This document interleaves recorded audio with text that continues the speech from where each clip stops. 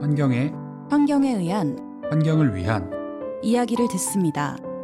여기는 GP지기 초대석입니다. 안녕하세요. 팟캐스트 GP지기 초대석입니다. 대한민국 곳곳에서 환경을 위해 힘쓰고 계시는 분들을 모시고 진솔한 이야기를 나눠봅니다. 네, 안녕하세요. 이다경입니다. 반갑습니다. 와. 사실 이번에 팟캐스트가 이제 추석 지나면서 이제 새로운 분들을 맞이하면서 조금 바뀌게 되었는데요. 다른 코너에서도 출연진들이 조금 바뀌게 되었습니다. 그래가지고 항상 저희 청취하시는 분들 어떤 분들이 바뀌었는지 이렇게 조금 소소하게 바뀌는 변화에 대해서 한번 확인해 보는 것도 이제 가을에 팟캐스트를 들으시면서 소소한 재미가 되지 않을까 이렇게 생각이 되고요. 이렇게 응원의 댓글도 꼭 부탁드립니다. 그래서 GP지기 초대석에서는 이번에 나연쌤 대신에 다경쌤이 합류하게 되었는데요. 다경쌤 일단 청취자 여러분께 소개 부탁드립니다. 네, 안녕하세요. 저 나연쌤 대신에 새로 패널로 들어오게 된 이다경이라고 합니다. 이렇게 너무 좋은 프로그램에 합류하게 돼서 저는 너무 영광이고 감사드리고요. 또 제가 이렇게 열심히 해서 이 GP지기 초대석을 잘 이끌어 나갈 수 있도록 노력할 테니까요. 잘 지켜봐 주시기 바랍니다. 감사합니다. 1위 코너로 만들기 위해서 다경쌤의 많은 관심 부탁드립니다. 나연쌤은 이제 다른 코너에서도 만나보실 수 있으니까요. 많은 관심 부탁드리고요. 오늘은 바다사랑의 진심이신 두 분을 저희가 모셨습니다. 그래서 기후위기와 바다위기에 대한 이야기를 해볼 예정인데요. 끝까지 청취 부탁드립니다. 그럼 방송 광고 듣고 초대 손님 소개해드리도록 하겠습니다. 지금은 기후 비상사태입니다. 기후 위기에 대응하기 위해서 재생에너지 중심의 경제 시스템으로 시급히 전환해야 합니다. 재생에너지는 탄소 중립을 위한 중요한 해결책입니다.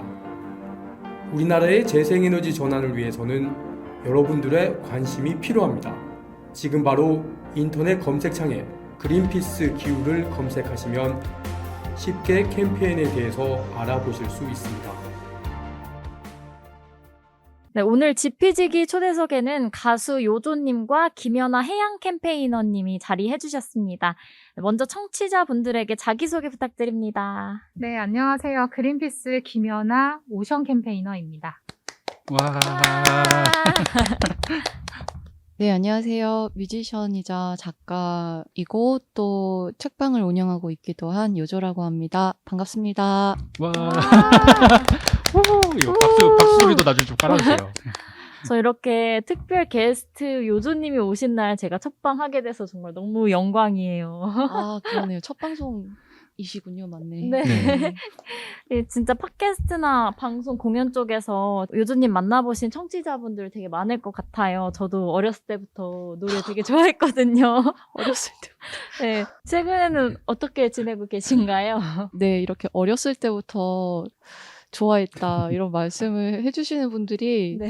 점점 많아지고 계신 것 아. 같아요. 네, 그 이제 다르게 얘기하면 그만큼 중년 가수로서 이제 데뷔한 지 시간이 이렇게나 많이 흘렀구나라는 걸 네. 실감하게 되는 표현인 것 같은데요. 근데 그때와 지금이랑 생각해보면 크게 달라지지 않은 것 같아요. 그냥 그때 했던 일들, 그러니까 뭐 작업하고 책 보고 아무것도 없는 날에는 그냥 술도 마시고 하면서 보냈던 그냥 뮤지션의 삶을 지금 그냥 거의 비슷하게 하면서 지내는 것 같고요. 지금은 뭐 책도 쓰고 있고 책방 운영도 하고 있다 보니까 그 사이사이에 이제 몇 가지 추가적인 루틴이 좀 추가가 된 점?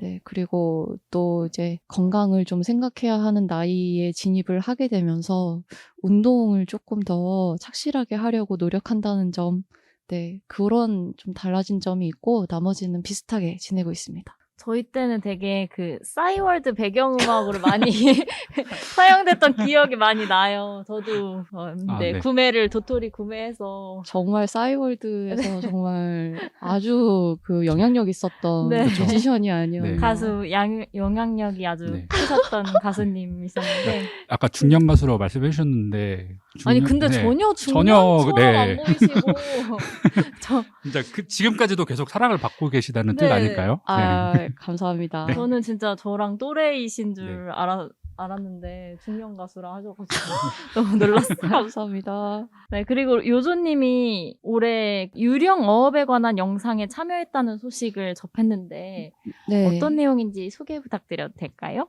네. 정확하게 말하면 이제 세계 참치의 날을 기념해서 참치 상업업의 실태를 고발하는 그런 영상에 제가 나레이션으로 참여를 한 적이 있었어요. 그 시셰퍼드라고 하는 네. 이제 해양보호단체죠. 거기에 이제 배우 임세미 씨가 또 회원으로 계신데요. 세미 씨가 이제 개인적으로 부탁을 해주셔가지고 이제 흔쾌히 나레이션 참여를 하게 됐습니다. 근데 이제 아무래도 그 영상을 보시는 분들한테 좀 친근하게 다가갔으면 좋겠다. 약간 이런 마음이 있으셔서 저한테 좀 밝은 톤으로 나레이션을 해달라고 부탁을 하시더라고요. 스태프들도 그렇고. 그래서 네, 알겠습니다. 이렇게 했는데 되게 어렵더라고요. 밝은 톤으로 나레이션을 한다는 게. 왜냐하면 그 내용 자체가 가지고 있는 어떤 무거움이랄지 심각성이랄지 그런 것 때문에 자연스럽게 읽으면서 자꾸 톤이 한음 내려가는 거예요. 그래서 야, 이거 참 밝게 녹음하는 게 이렇게 어려울 수 있구나라는 새로운 그런 기분을 느낀 기억이 또 나고요. 그리고 또 개인적으로는 정말 그때 운명의 장난처럼 좀 기묘한 일이 있었는데 네. 그때 마침 친구가 연락이 온 거예요. 파스타를 만들어줄 테니 네. 와서 먹어봐라. 근데 그 파스타가 참치 파스타였던 거예요. 어, 그래서 아이고. 한창 그 참치 어업의 그 문제점에 대해서 네. 심각한 목소리로 나레이션을 엄청나게 했는데 또 그러고 나서 참치를 와구와구 먹는다는 게 너무 영치가 없지 않나라는 생각이 들어서 이런 자초지종을 설명하고 내가 정말 미안하지만 참치 파스타를 먹을 수가 없겠으니 네. 이제 다른 파스타를 해달라 부탁을 해가지고 다른 파스타를 먹었던 그런 기억도 납니다. 정말 안타까운 사연일 수 없는데요. 아니 그리고 이제 그때 또 이제 참치 파스타를 한번 이제 거절을 하고 나서도 왠지 이제 참치를 먹기가 굉장히 좀 조심스럽고 네. 제가 페스코 베지테리언인데 그래서 육식은 이제 하고 있지 않았지만 그래도 해산물은 종종 먹곤 했었는데 참치는 진짜 좀 못 먹겠더라고요. 그때 이후로는. 네. 그래서 지금까지도 참치를 거의 먹지 않고 지내고 있습니다. 저도 그 영상 봤는데 진짜 참치와 관련돼가지고 이렇게 심각한 문제가 있다라고 조금 느끼게 된 계기가 됐던 것 같아요. 맞아요. 저도 나레이션을 하게 되면서 몰랐던 점을 너무 많이 알게 됐는데요. 이를테면은 너무 무분별하게 잡아들이다 보니까 네. 참치라는 종 자체가 이제 멸종 위기종 혹은 멸종 위기 근접종으로 분류되어 있는 상태라는 것도 나레이션을 하다가 알게 됐고 또 그 밖에 참치를 잡으면서 이제 덩달아서 다른 해양 생물들까지 이제 무작위로 잡히게 되는 혼획의 문제 또 이제 그렇게 쓰인 폐어구가 바다에 이제 무분별하게 버려지면서 아까 말씀해 주셨던 유령 어업이라고 하는 이제 그런 문제들까지 발생이 되고 있다라는 점들 그런 것들을 다 저도 이제 나레이션 하면서 배우게 된 부분입니다. 그린피스에서는 파괴적인 어업이라고도 많이 이야기를 하는데 이게 생태계를 파괴할 수밖에 없는 그런 어업인 것 같아요. 그래가지고 관심 있으신 청취자분들 계시면은 유튜브에 유령어업 참치편 검색을 해주시면은 요조님이 나레이션한 그 영상을 찾아보실 수 있습니다. 저희가 예전에 연하쌤이 출연하셨던 에피소드에서 그 남극 탐사에 갔던 류한범 항해사라는 분이 계시는데 그분이 했던 얘기 중에서 기억에 남는 게 이제 기후 위기 때문에 남극이 많이 녹다 보니까 더 높은 곳까지 이제 그 어선들이 올라와가지고 어업을 한다 이런 이야기들을 많이 하고 그렇기 때문에 그린피스가 이제 환경감시선 활동을 하면서 감시를 한다 이런 말씀을 해주셨는데요. 이때 오션 캠페인 같은 경우에 그때 류한범 항해사님 오셔가지고 남극탐사 이야기 해주셨는데 그 위에 어떤 활동들을 주로 하셨나요? 네, 항해사님께서 지난 1월부터 3월까지 그린피스 남극 탐사 활동에 직접 참여를 하셨고 현장에서 활동을 해주셨는데요. 저희가 지난 여름 7월 서울에서 그린피스 남극 사진전을 개최했습니다. 항해사님께서 참여하셨던 이 남극에서의 그린피스 탐사 활동 사진을 모은 전시였고요. 이 남극해를 포함한 공해 해양 보호구역 확대를 위한 캠페인의 일환이었던 전시회였습니다. 여름에 저희가 2주 동안 전시를 진행을 했었고 무척 더웠음에도 불구하고 이 무더위를 뚫고 약 3만 명 이상의 시민분들이 저희 전시회에 방문을 해주셨는데요. 이 남극 사진을 감상을 하시면서 기후변화로 인한 남극과 이 남극 생태계가 처한 위기를 직접 눈에 담으시면서 현장에서는 뭐 서명과 아니면 후원 등 다양한 방법으로 이 해양 보호를 위한 힘을 보태주셨어요. 이 남극 사진전은 3가지의 전시 공간으로 구성이 되었었는데요. 그린피스의 남극 탐사 그리고 활동가들, 그 두 번째가 기후변화로 사라지는 빙하, 마지막이 위기의 펭귄과 남극 생태계 총 3가지 테마였습니다. 특히 제가 조금 기억에 남는 부분은 어린이와 함께 찾은 가족 관람객들의 관심이 정말 뜨거웠었거든요. 현장에서는.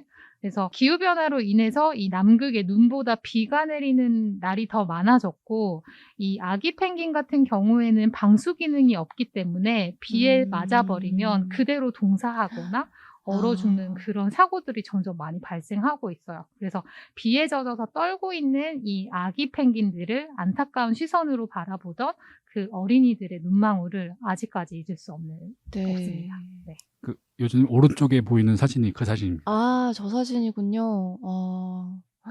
세상에. 저도 몰랐는데 생각해보니까 고개를 딱 들어보니 옆에 있네요.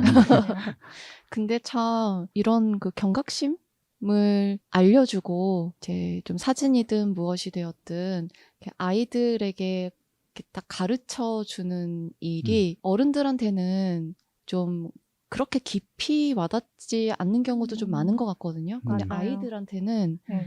엄청 깊숙하게 네, 그게 울림이 좀 큰 것 같아요. 네, 메시지가 와닿는 것 같다는 네. 생각을 하게 되는 게 사실 이 마스크 하나 쓰는 일만 해도 저희 같은 경우는 조금 경우에 따라서 좀 해이해질 때가 좀 많잖아요. 네. 특히 이제 그렇죠. 야외에서는 웬만해선 저도 이제 쓰고 싶지 않으니까 답답해서 네. 안 쓰게 되고 근데 저희 동네에서도 제가 이제 조깅을 좋아하니까 조깅하면서 만나는 아이들을 보면 얼마 전에는 너무 잊혀지지 않았던 장면이 어떤 아기가 하드 먹으면서 가더라고요. 초등학생으로 보이는 네. 애인데 하드를 먹으면서 가는데 마스크를 쓰고 있는 거예요. 그래서 쟤는 마스크를 쓰고 하드를 어떻게 먹지 하고 보니까 쓰고 있다가 잠깐 내리고 한 입 먹고 다시 마스크를 쓰고 또 마스크 잠깐 내려서 한 입 먹고 쓰고 이러고 있는 거예요. 특히 진짜 아이들을 보면 어른보다 훨씬 더 악착같이 마스크를 되게 수호하고 그렇죠. 선생님이 벗지 말라고 했으니까 벗지 말아야지 하면서 끝까지 아무리 더워도 쓰고 있고 책방에서도 아이들을 보면 그렇게 마스크를 잘 쓰고 있는 거 보면 참 이런 메시지들이 아이들한테는 너무 이렇게 크게 와닿는 것 같다는 생각이 듭니다. 또 오늘 요조님과 연아쌤을 이렇게 함께 모신 이유가 요조님이 도서 팟캐스트도 올해 진행을 해주셨고 9월이 독서의 계절인 만큼 바다 보호와 관련된 책 이야기를 하면 좋을 것 같아서 이렇게 초대를 드렸는데요. 오늘 방송에서는 지난 팟캐스트에서 출연해 주셨던 분의 책을 소개해 보려고 합니다. 연아쌤과 함께 출연해 주셨던 분인데 소개해 주실 수 있으신가요? 아, 네.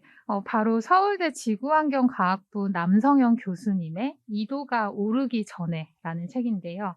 이 해양과학적인 측면에서 바라본 기후변화를 독자들의 눈높이에서 이야기해주는 그런 책입니다. 남성현 교수님은 지난해 지피지기 초대석에 저와 함께 출연하기도 하셨고요. 그린피스와 다양한 협업을 진행하고 계신데요. 당시 팟캐스트에서는 이 해양과학과 기후위기의 연관성을 청취자분들이 이해하기 쉽게 전달해 주시면서 청취자분들께 큰 호응을 얻기도 했었죠. 저도 책을 읽었는데 이 책을 읽으면 기후변화가 무엇인지, 기후변화로 인해 지구가 어떻게 바뀌는지에 대해 자세하게 소개가 되어 있습니다. 그래서 올해 저희가 경험했던 극심한 폭염이나 폭우 같은 이런 이상 기후가 왜 발생하는지 알아가기에도 정말 좋은 책인 것 같고요. 또 기후변화에 대해서 조금밖에 알고 계시지 못하던 분들도 정말 다양한 곳에서 기후변화가 일어나고 있구나. 라는 새로운 사실도 알 수 있었던 책이었던 것 같아요. 요조님이랑 연아님은 책을 읽으신 소감이 어떻게 되시나요? 네, 저도 굉장히 인상 깊게 읽었던 책이었고요. 기후위기에 대해서 이제 해야지 하면서도 사실 잘 안 하게 되거든요, 사실은. 네. 네, 왜냐하면 저 같은 경우에는 사실 뉴스에서 좀 충분히 공부하고 있지 않나라는 생각이 들 정도로 그렇죠. 매일같이 뉴스에서 그런 기사들로 접하기도 하고 조금 어려울 것 같다라는 어떤 지레 겁먹는 마음 같은 것도 좀 작동했던 것 같고, 그래서 제가 책을 팔고 있는 직업을 가지고 있으니까 이제 기후위기에 관한 책들을 열심히 판매는 하면서도 정작 제가 그 책을 열심으로 읽지는 않는 그런 모순적인 나날들을 사실 보내고 있다가 약간 이제 만회하는 듯한 기분으로 네. 이번에 그 책을 봤는데요. 굉장히 친절하게 쓰여 있으면서도 이제 다양한 어떤 여러 가지 상황들을 꼼꼼하게 짚어주는 그런 책이었고, 제 개인적으로는 이제 바다에 대한 그런 바다가 가지고 있는 사정들을 좀 더 잘 알게 되지 않았나라는 수확이 있었습니다. 연아쌤은 혹시 어떻게 읽으셨나요? 네, 미리 이거 보셨던 책이신 거죠? 네, 저희는 워낙에 협업을 많이 네. 진행을 했었던 교수님이어서 사실 저는 좀 궁금했었던 마음이 커서 일전에 올 초에 한번 읽었고 이번에 두 번째로 다시 읽어보게 됐는데, 요조님께서 말씀해 주셨던 것처럼 저는 조금 교과서 같은 책이었다고 생각을 해요. 그래서 저도 뭐 캠페인 활동들을 진행을 하고 있지만 네. 교수님 책 읽으면서 이 기후와 관련된 기본적인 개념에서부터, 그리고 이 기후 위기와 해양 과학의 상관관계까지 신뢰를 잘 들어주셔가지고 네.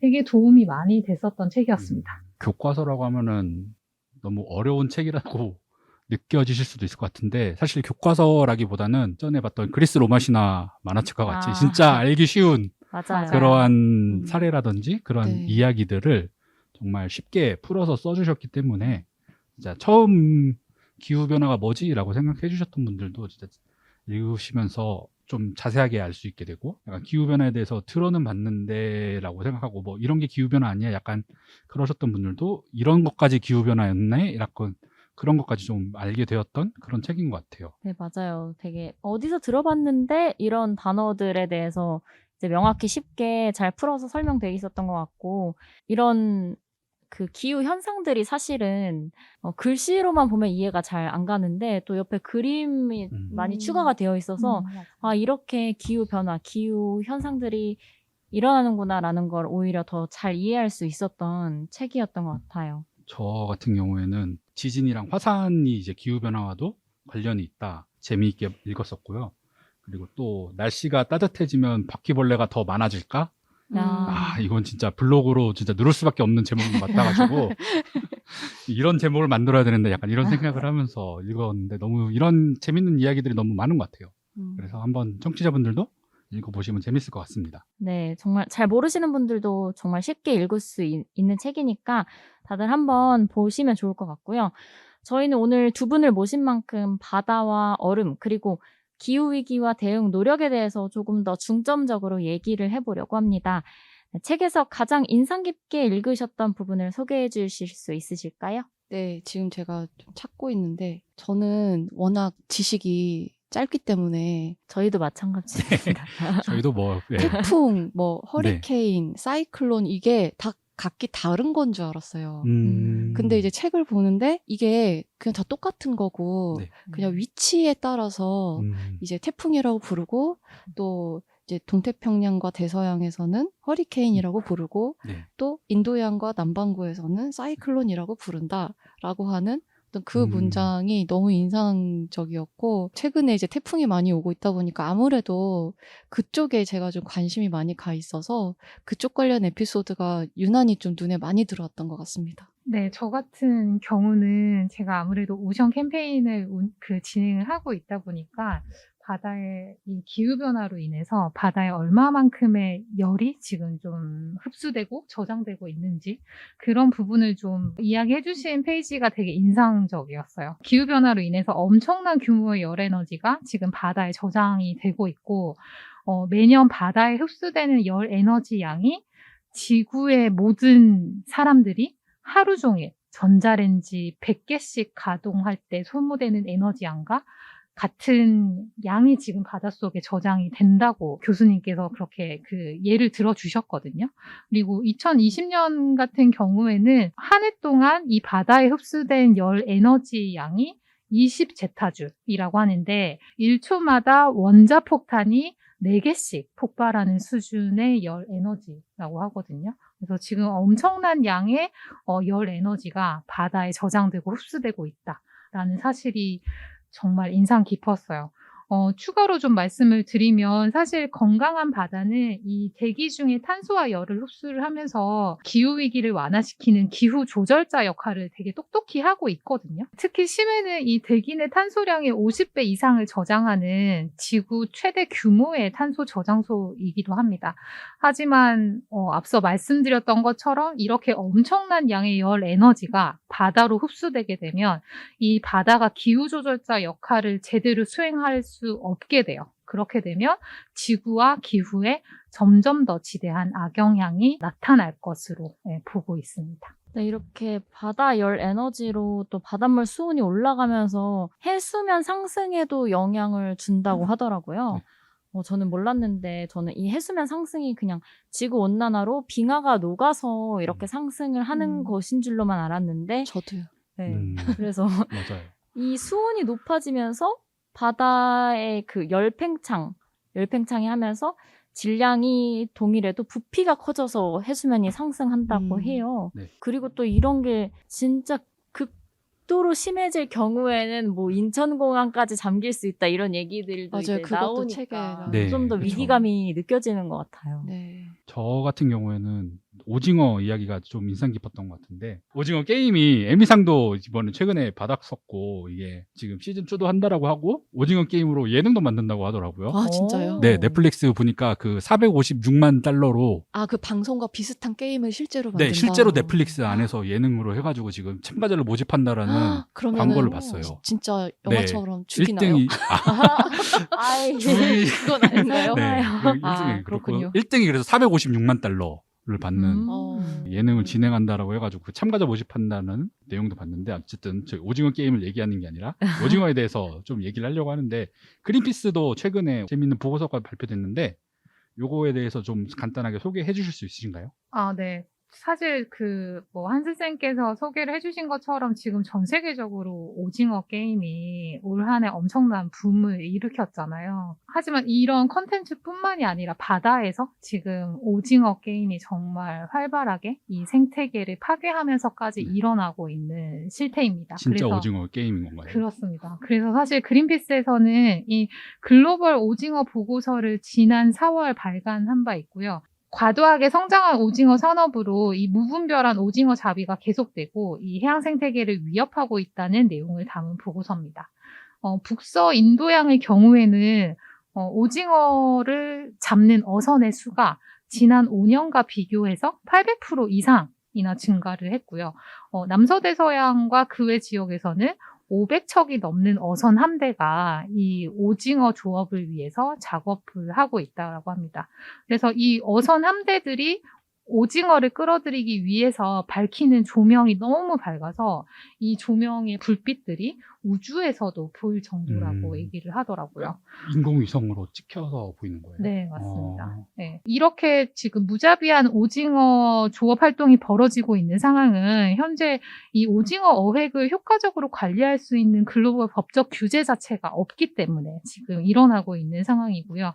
오징어를 포함한 이 해양 생태계 보호를 위해서는 UN 차원의 강력한 법적 규제가 신속히 마련이 되어야 하는 그런 상황입니다. 바다에서도 지금 기후변화 문제가 되게 심각하고 오징어 같은 것들도 지금 엄청 많이 무분별한 어획을 하고 있기도 하는데 우리가 느끼는 올해 여름에도 지금 폭염과 폭우가 번갈아서 오기도 하고 올해 울진에서 산불이 나기도 했고 그리고 계속되는 가뭄이라든지 그런 소식이 전 세계 곳곳에서 들려오고 있잖아요.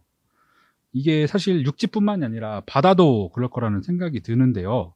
바다에서는 지금 어떤 피해들이 있나요? 아까도 말씀드렸지만 얼마 전에 이제 흰남노라는 태풍이 왔고 네. 지금도 이제 남마돌이라는 새로운 라고 지금 태풍이 방송일 기준으로 예, 북상하고 있고 좀 또 있대요.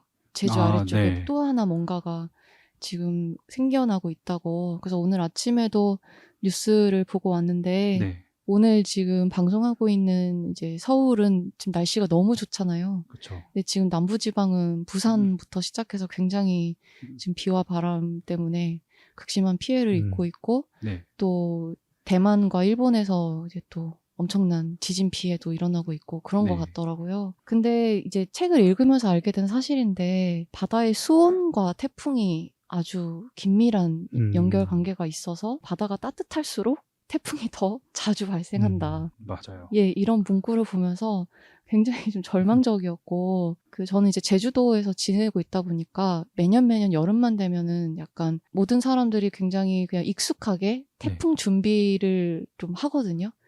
날아갈 것들을 미리 좀 이렇게 좀 안쪽에 쟁여놓는달지, 뭐 창문에 이렇게 어떤 조치를 취한달지, 테이프 붙이고, 네네네.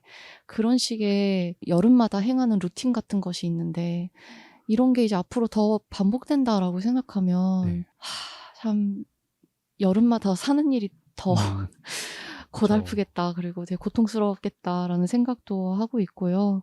그리고 또 제주도가 워낙 유명한 이제 관광지이다 보니까 네. 제주도의 이제 바다의 쓰레기 문제가 굉장히 고질적이죠. 그래서 저도 이제 집에서 이제 조금만 가면 바다가 있어서 네.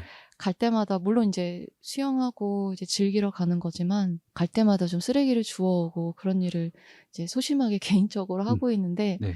요즘에는 그렇게 해양 쓰레기를 수거하는 그런 모임, 그런 무브먼트가 되게 많이 생겨나고 있더라고요. 네. 시시퍼드 같은 경우도 꾸준히 하고 있고 아예 그 해변의 쓰레기뿐만 아니라 바다 속까지 들어가가지고 그냥 폐 어구랄지 그런 쓰레기들 다 아예 직접 끌어올리는. 네. 그래서 아까 나레이션 해달라고 부탁해 주셨던 배우 임세미 씨도 네. 그 일을 하기 위해서 라이센스를 따셨어요. 아, 진짜요? 네. 멋있. 그래가지고 바다 안에 직접 들어가셔가지고 쓰레기를 막 건져 올리는 네, 그런 멋진 모습을 영상으로 확인하기도 했는데 네.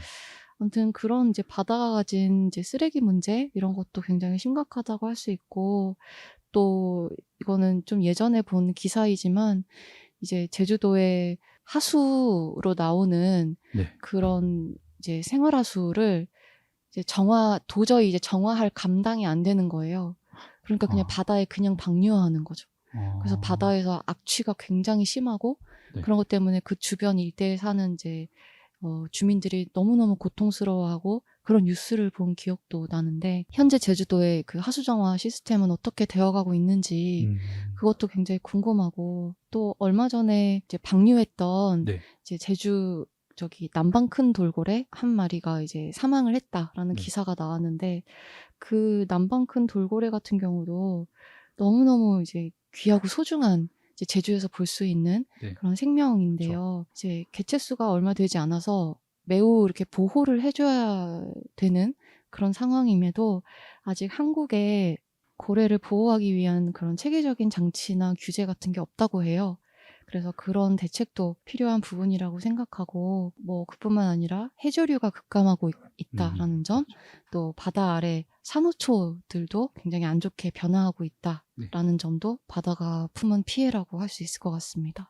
그 요조님이 말씀해주셨던 그 바다에 직접 들어가가지고 쓰레기 줍는 거는 요즘 플로빙이라고 하더라고요. 그래가지고 원래 저희가 아는 그 플로깅 이렇게 조깅을 하면서 줍는 거 말고, 이제 플로깅 플러스 다이빙 그래가지고 이제 별걸 다 합치죠. 그래가지고 플로빙이라고 하더라고요. 그 단어는 처음 알았어요. 네, 요즘 그래가지고 그런 것들도 하고 있다라고 하고 있는데 요조님이 진짜 제주도에서 사시니까 진짜 할 수밖에 없는 그런 말씀들을 해주신 것 같아가지고 정말 그런 부분에 있어가지고는 제주도 저희 진짜 예쁜 섬인데 이런 예쁜 섬이 빨리 좀 보호될 수 있었으면 좋을 것 같습니다. 네. 그리고 아까 산호초 이야기도 하셨는데 제주도 산호초만의 문제가 아니잖아요, 연아쌤. 일단은 그 요조님께서 아티스트이자 제주도민으로서 현장의 생생한 얘기를 전달을 해주셔서 되게 좀 재밌었던 것 같아요. 근데 사실 말씀해주신 이 산호초 문제는 정말 제주도만의 문제는 아니고요. 이 전 세계적으로 산호 백화 현상이라는 이 현상 자체가 매우 심각한 상황인데요.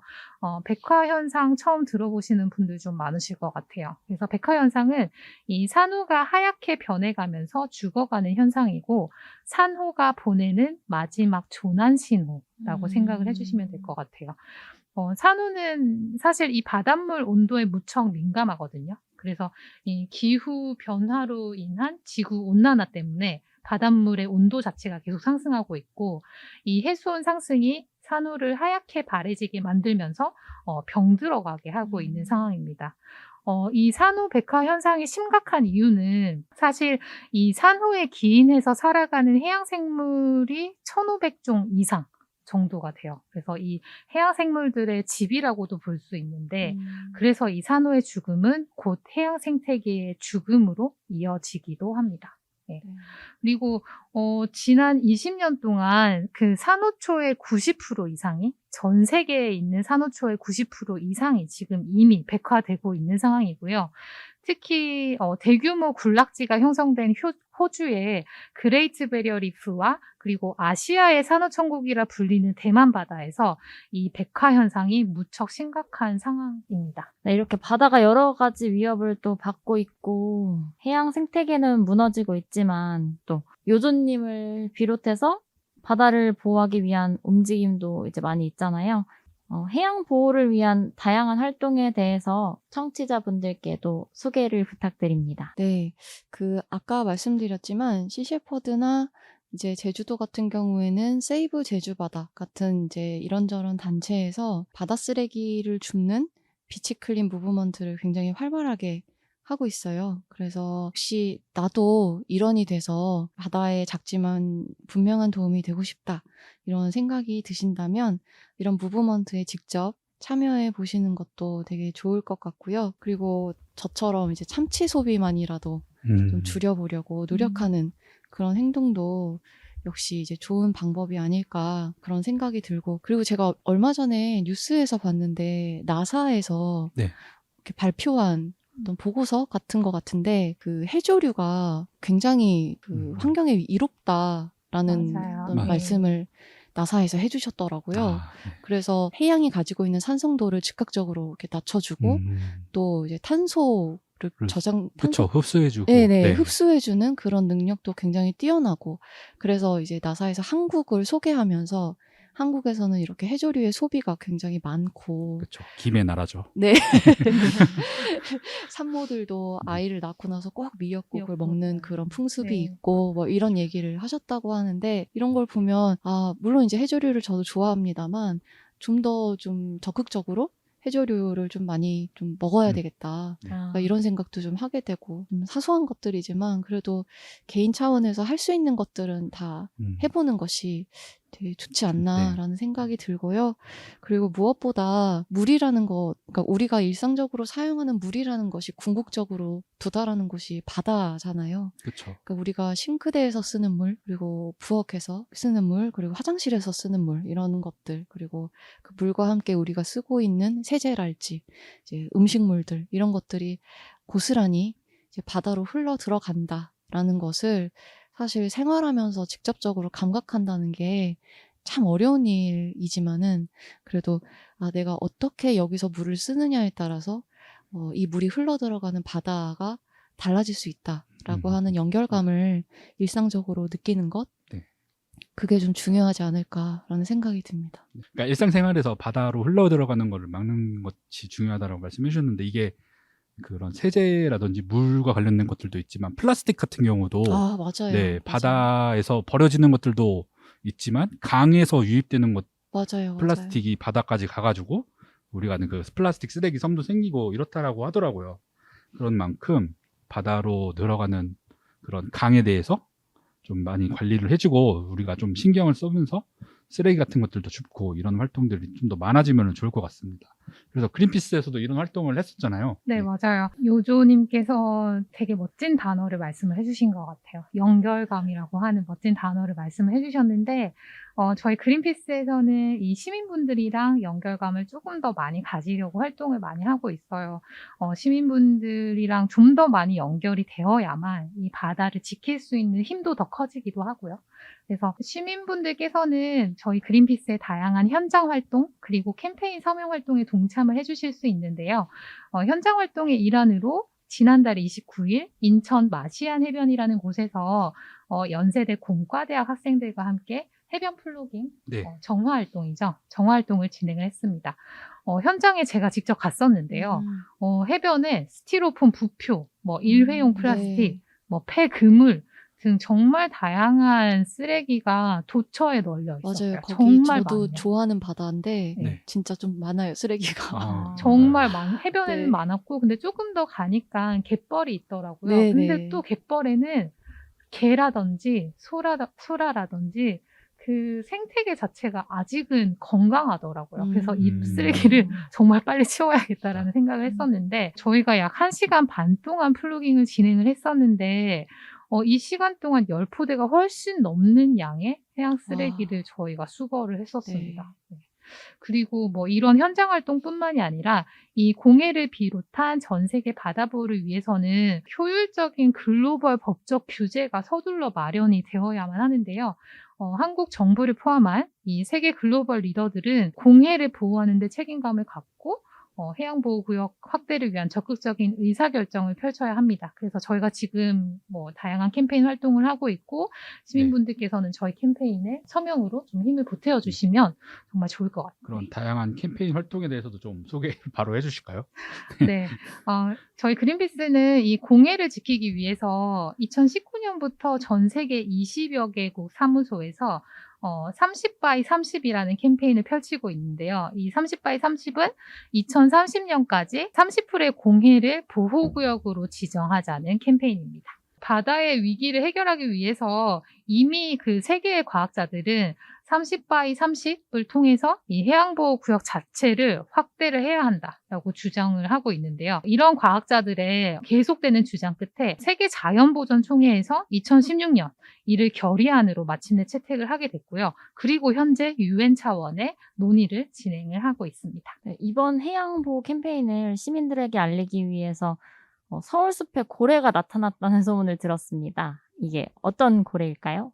네. 앞서 말씀드렸던 것처럼 UN 차원의 논의가 지금 진행이 되고 있다고 말씀드렸는데요. 8월 15일부터 약 2주간 뉴욕에서 UN 해양생물 다양성 보전 협약 회의가 개최를 했습니다. 그리고 그린피스는 이 회의 기간 중이었던 지난달 18일 서울숲 공원 상공에 해양보호 드론쇼를 개최를 했는데요. 바로 이 한국을 포함한 글로벌 리더들이 이 UN 회의에서 강력한 해양 조약을 체결하도록 촉구하기 위해서였습니다. 300대 드론으로 이 멸종 위기에 처한 고래, 바다거북, 펭귄, 그리고 해양보호 메시지를 서울 밤하늘에 그려냈는데요.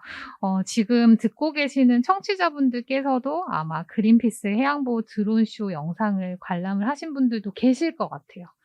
현장에는 무려 2,000명이 넘는 시민분들이 자리를 해주셨고요.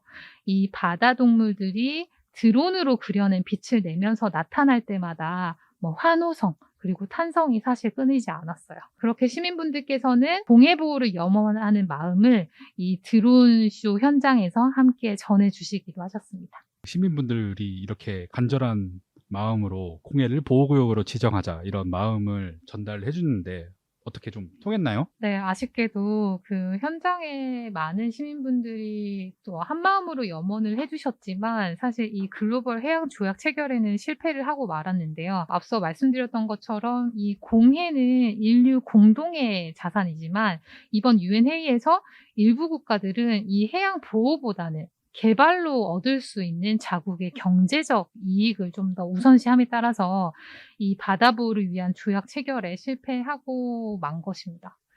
사실 이 세계 각국 리더들은 이미 2달 전 포르투갈 리스본에서 UN 해양 컨퍼런스에서 이 강력한 해양 조약을 체결하겠다라고 약속을 했었는데 이번 뉴욕에서 개최된 5차 회의에서 그 약속을 어긴 결과라고 볼 수 있습니다. 반면에 한국의 경우에는 이번 회의에서 이 강력한 해양 조약이 체결될 수 있도록 적극적인 지지 의사를 밝혔는데요.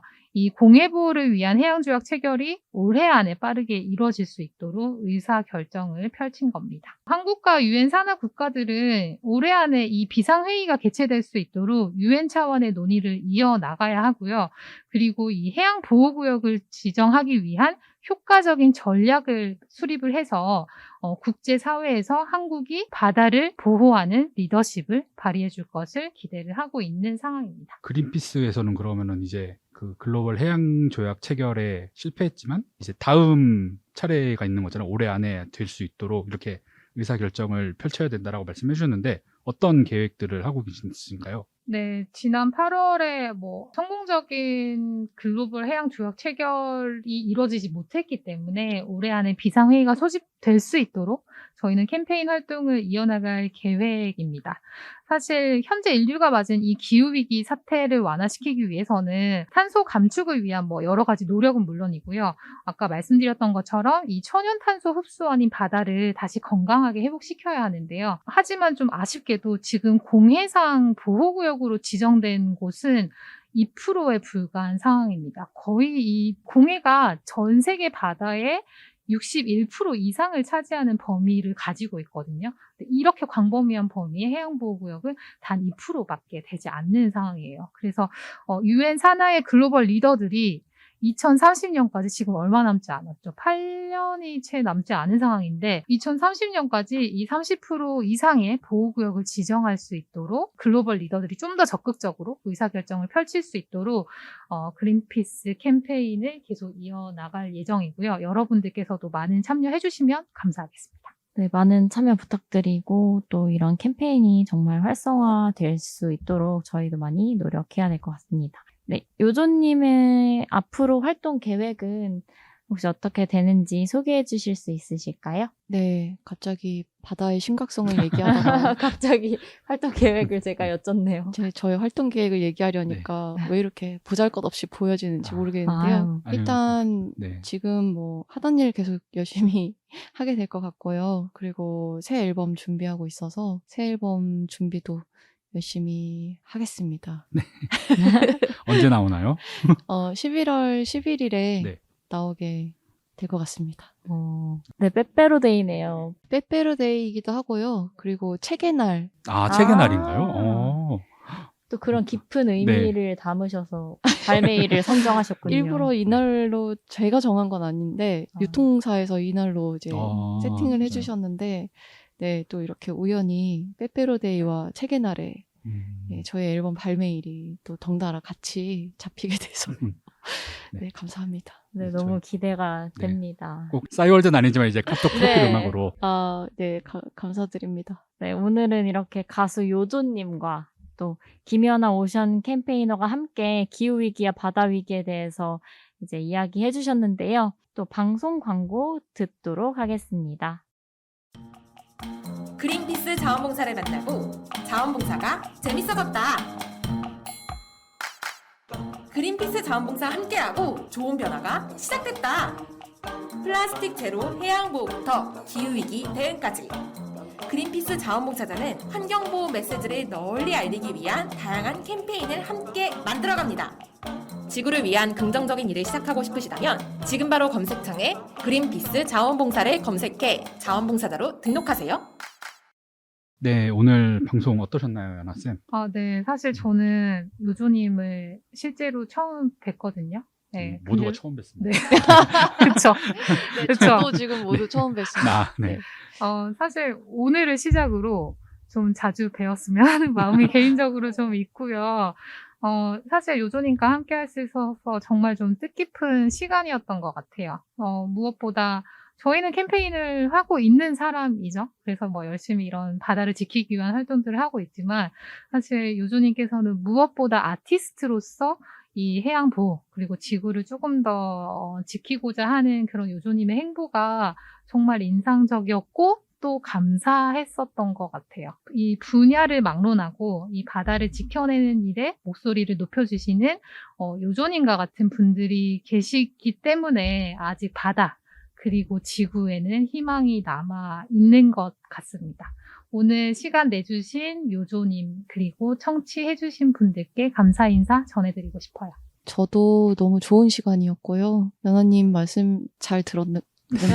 저도 같은 마음이라는 네, 답 메시지를 이렇게 드려보고 싶습니다. 그리고 사실 책을 읽으면서 알게 된 사실이지만 바다가 지구를 이렇게 지켜주고 있었구나, 오랫동안. 이거를 책을 읽으면서 알게 됐어요. 네. 그러니까 뭐 어떤 그런 온도랄지 탄소랄지 바다가 아니었으면 진즉에 지구는 끝났을 건데 바다가 그동안 우리를 너무나 든든하게 지켜와주고 있었다. 지구의 많은 퍼센트를 차지하고 있는 이 바다가. 근데 동시에 지금은 이제 바다마저도 어떤 임계점에 도달해서 바다가 가지고 있는 그 한계가 다시 이제 지구를 위기에 처할 수 있게 만드는 그런 상황이 또 왔구나 하는 생각이 들면서 바다를 좀 위하고 바다를 걱정하고 그런 마음가짐을 이번 기회에 완전히 새롭게 했던 것 같아요.